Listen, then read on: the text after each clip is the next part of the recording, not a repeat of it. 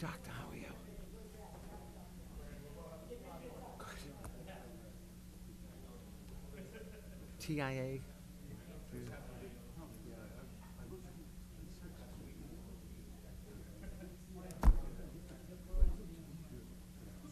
Oh, good, thank you.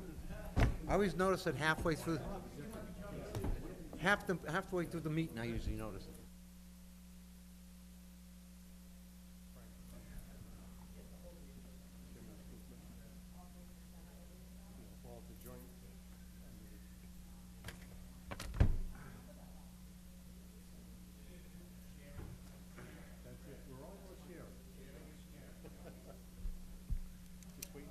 We're just waiting for Mr. Parker. I know, that's funny. Yeah.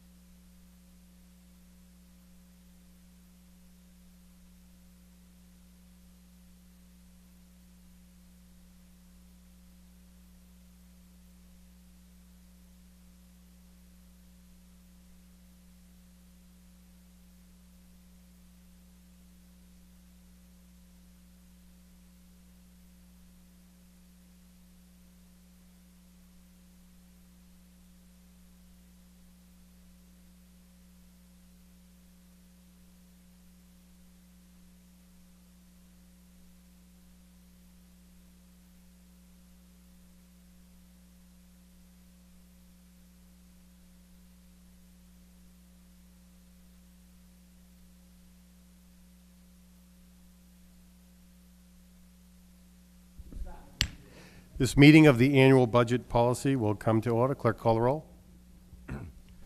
Counsel Delasola. Here. Counsel DeFlorio. Here. Counsel Hanlon. Here. Counsel Mangan. Here. Counsel Marchese. Counsel McKinnon. Here. Counsel Napolitano. Here. Counsel Sachetta. Here. Counsel Sani. Counsel Simonelli. Counsel Capone. Yep. School Committee Member Abraze. School Committee Member Banowitz. School Committee Member Correro. School Committee Member D'Onofrio. School Committee Member Ela. School Committee Member LaMonica. School Committee Member McLaughlin. School Committee Member Panarisi. School Committee Member Parker. 12 members present, Mr. President. 12 members present. We have a quorum. Please rise and salute the flag.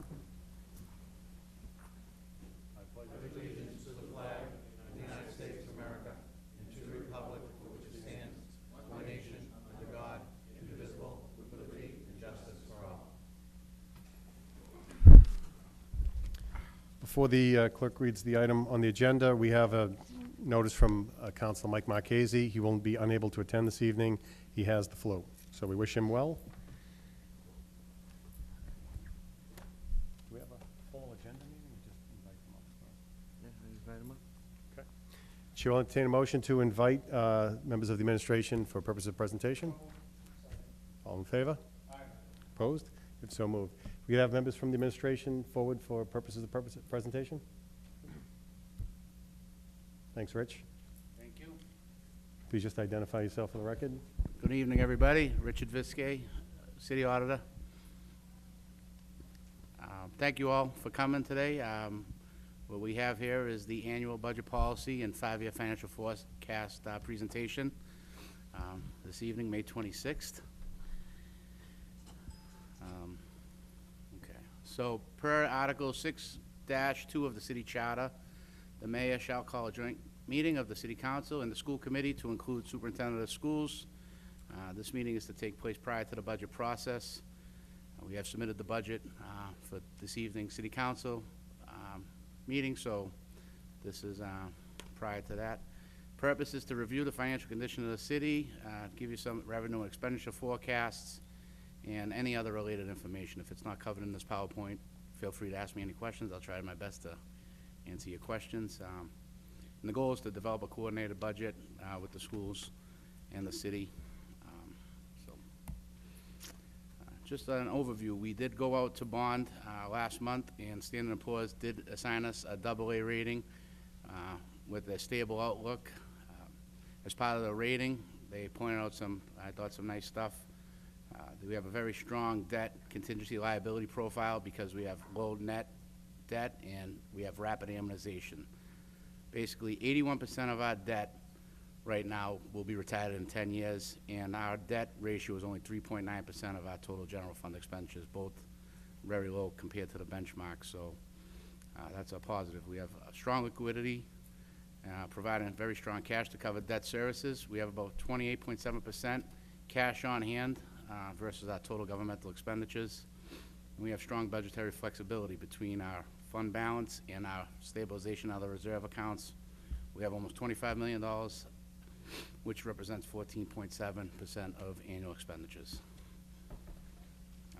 The rating reflected on opinion on the following factors: that we have strong budgetary performance. So fiscal year 14, we actually had $3 million surplus in our budget. Fiscal year 15, our current fiscal year, has a balanced budget with over $4 million of excess capacity. So if the city had to raise any money, we do have over $4 million of capacity. That ship has sailed. We already set our tax rate, so basically we left $4 million on the table that we could have taxed. So we are not taxed to the levy limit. With $90 million was our tax levy approximately, and we could have taxed up to $94 million. Strong management, good financial management practices. We have formal 5-year financial forecasts, which I've distributed for your review tonight. We have formal long-term capital planning, which we've done back in February. That's been adopted, and we have formal debt and reserve policies. Reserve policies, I'm sorry about that. But so what they want to look for at the bonding agencies is that we have good policies, good procedures, that we follow those policies, and we're doing some prudent planning for our future. So just to go over some of our trust balances here. As of April, we have over $11.5 million in our stabilization fund, our rainy day fund. You may recall in 2014, we set up a capital improvement stabilization fund. We had over $1.5 million in that, but as you know, $1.1 million was used to fund the fiscal year 2016 capital improvement budget, which leaves us with about $477,000 in that fund. We funded an employee leave buyback stabilization account, which has $200,000 in it as of April 2015. Of the $5.4 million of free cash that was certified, we still have 2.7 available, some of which is submitted tonight for some spending. We have retained earnings of water and sewer of $59,000. We had our first fiscal year, 15 was our first year that we covered all of our indirect and direct costs, and we had certified retained earnings, which is water and sewer free cash of $259,000. At a previous meeting, we've used $200,000 of that to supplement budgets for stormwater and sewer repairs. And we also set up an OPEB liability trust, and we have $1.58 million in that trust right now. So for the budget, there's no mandated format for budgeted documents. All cities and towns, they all have different formats on how they like to present the budget. And there's really no right or wrong approaches, but there are best practices that can provide common ground for all those involved. The GFOA, the Government Finance Officers Association, they have an awards program for budget presentation, and they have specific criteria that they like you to follow. It's the only national awards program in government budgeting, promotes best practice in public budgeting, focuses on transparency and accountability, and it provides an independent review of the document and critique. So, happy to say that last year was our first year that we organized our budget with the guidelines of the GFOA, and we were awarded the Distinguished Budget Award for our fiscal year 15 budget. So I thought that was a pretty good accomplishment, and kudos to my budget director, Lorraine Chapman, and the rest of the department heads who helped achieve that. So basically, the GFOA Distinguished Budget has guidelines, and briefly, they want it to serve as a policy document, a financial plan, an operations guide, and a communication device. So last year, you may recall, we kind of handed you this giant binder with all of this covered, and I think it was a little cumbersome for everyone to kind of go through it as we talked about the particular department's budget. So we decided this year to kind of give you chapters of it. So we've taken one section and give it to you as a separate handout. That's the 5-year forecast. And the other section, which is the appropriation order and the supporting documents for each department, has been sent out to you in a different binder. But once we go through the process and we get all the appropriations in order, we'll put together the complete comprehensive GFOA budget, and we'll give everybody a copy here, and we'll submit it again with hopes of achieving the Distinguished Budget Award for the second straight year. 5-year forecast. 5-year forecasting helps municipalities to review operational needs, identify fiscal challenges, opportunities, develop long-term budget policies, and plan for our capital, debt service, any new initiatives, and basically long-term sustainability. As I said, the copy of the city's 5-year forecast has been distributed. It's one page with a clear cover that has a summary of the 5-year forecast. It would be the current fiscal year 16, and then 3 fiscal years out. And behind that is the narrative, about 10 pages, that kind of breaks down what our assumptions are and any kind of information I thought you'd find useful with regard to that. Not to make it too wordy, but wanted to try to give you some information. And I know departments, as they present their budgets individually, will have their own missions, goals, and objectives to discuss at that time. So for 2016, the executive summary, revenues, expenditures, you might recognize this from last year. Basically, the revenues in the city include the tax levy, local receipts that we receive, motor vehicle excise, building permits, licenses, fines, et cetera. The cherry sheet, which is the state aid, the aid that the Commonwealth gives to us to fund our schools and fund other government operations. School building assistance, which is something that was here when I arrived, some reimbursements from the state for previous building projects. That is a revenue stream to the city. And then other financial sources, which is basically anything that doesn't fall within the first 4. General expenses, the general government, public safety, public works, education, human services, culture, recreation, debt service, other fixed costs like health, retirement, debt services, and then other financial uses, which is a catch-all for anything that's not covered in the above bullets. So, revenues. Total tax levy estimated is $98,273,161. Now, that's the levy limit that we're assuming the city's gonna have after our new growth is certified by the Department of Revenue. So it is not what we're proposing that we raise in property taxes, nor is it an exact figure at this point, but it would tie to your financial forecast. We get an automatic 2.5% increase to our prior year levy, and we have an estimated new growth of $1.4 million for fiscal year 16. So you take last year's levy limit, add 2.5%, add your new growth, and the city can tax approximately $98.2 million to balance the budget in fiscal year 16. We're proposing that the amount of taxes raised will be $94.4 million. This will leave excess capacity of about $3.7 million. All other local receipts, $7.5 million for, like I said, your motor vehicle excise, your permits, your licenses, your meals tax, et cetera. $71.5 million from the Commonwealth for, basically most of it is goes towards the school chapter 70, but we also get unrestricted general government aid, which helps fund other items in the budget. We have school building assistance. That's the reimbursement from the Commonwealth for 3 of the schools that were built several years back. We have estimated enterprise fund revenue, that's our water and sewer revenue of $16.5 million. And our other financial sources, $1,650,000. Total $197,364,697.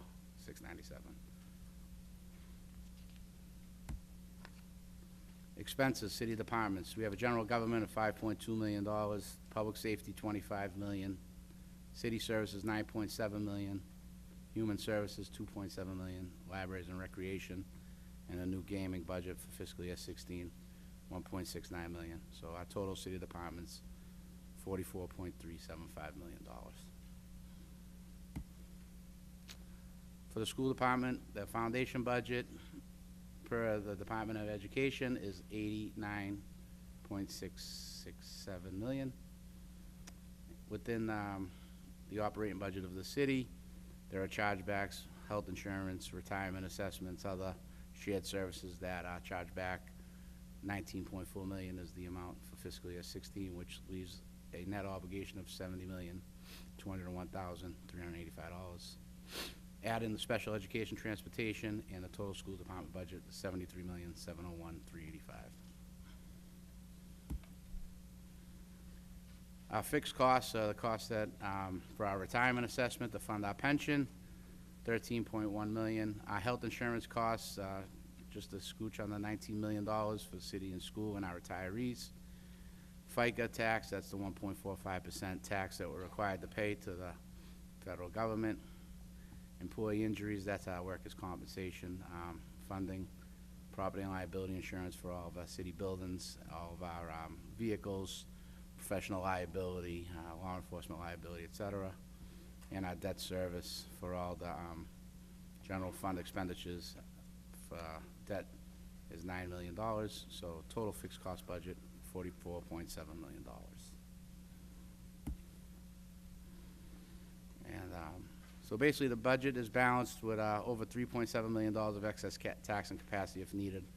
I actually realized that there were some adjustments made, and I believe we actually have over $4 million of tax capacity if you look at the 5-year forecast. So I apologize for that. We were kind of doing some adjustment at the 11th hour, but we're going to have approximately $4 million of tax capacity that we'll leave on the table again. So the budget's balanced as presented. With the capacity, we're not at our levy limit. We think the city has proven to have sound financial policies, reserves, and a stable economic outlook towards our rating agency. We received the GFOA Distinguished Budget Award for 2015, again hoping to get it for 2016. And I think I wrote that twice there. And financial forecasts, sound fiscal policies, and procedures will help the city continue its financial success. And that is the conclusion of the presentation.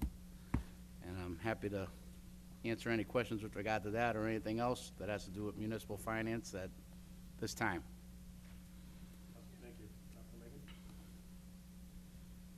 Thank you, Mr. President, through you to Mr. Viskey. Mr. Viskey, on that GFOA, is it just this program that's just Massachusetts, just throughout the country, or how? No, it's a nationwide organization. They do have a Massachusetts branch of it, so they have the Massachusetts Government Finance Officers Association, which I'm a member of, but the Distinguished Budget Program is a national a group that is submitted. So, And also, do they have, is there like a website that we could go on to, like, I mean, do they have like certain communities on there? yeah, if you we go can on, I think it's gfoa.org.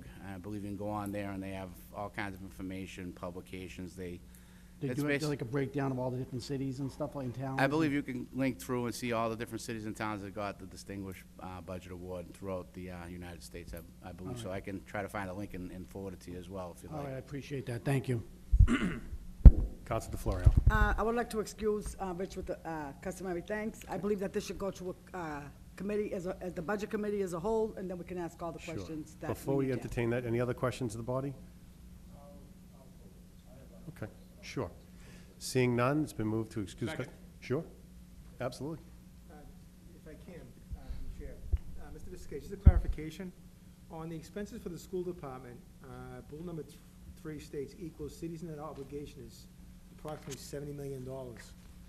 Just to clarify, that's $25 million in net school spending with the balance of $45 million coming in state aid?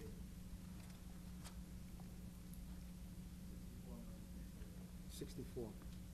Okay, so, I mean, I just want to clarify, because it reads as if the city's contribution to education is $70 million, but the city's actual contribution is approximately $25 million, with the balance made up in state aid.